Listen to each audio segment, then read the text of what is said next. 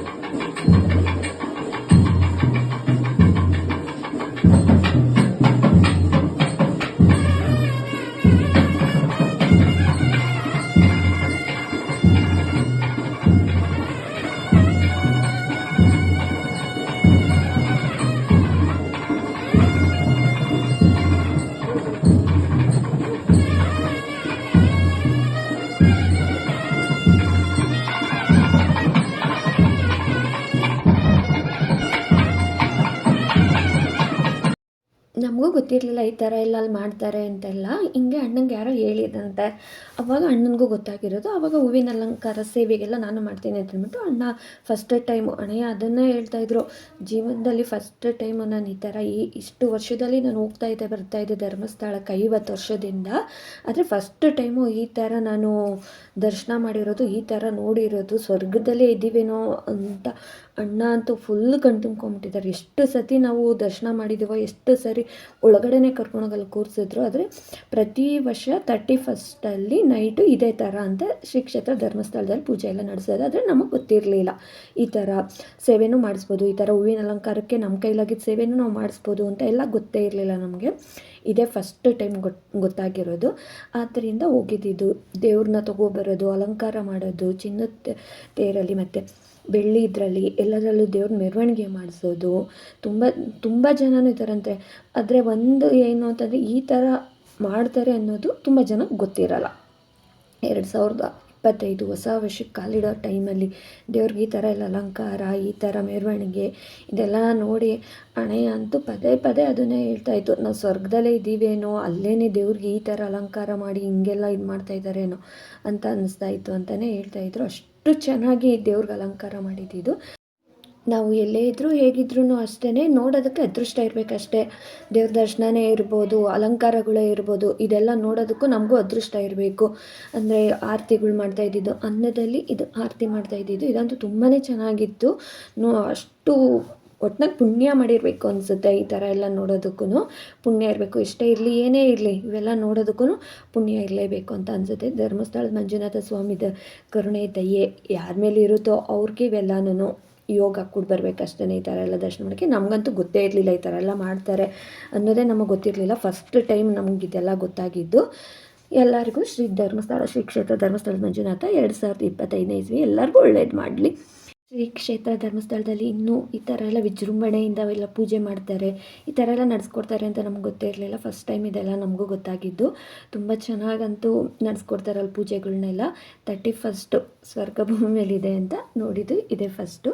ತುಂಬ ಚೆನ್ನಾಗಿದೆ. ಎಲ್ಲರ ಮೇಲೂ ಶ್ರೀ ಮಂಜುನಾಥನ ಕರುಣೆ ದಯೆ ಒಂದು ದೃಷ್ಟಿ ಎಲ್ಲರ ಮೇಲೂ ಇರಲಿ, ಎಲ್ಲರಿಗೂ ಒಳ್ಳೆಯದಾಗಲಿ. ಇಲ್ಲಿಗೆ ಇವತ್ತಿನ ಈ ವಿಡಿಯೋ ಎಂಡ್ ಆಗುತ್ತಿದೆ. ಧನ್ಯವಾದಗಳು.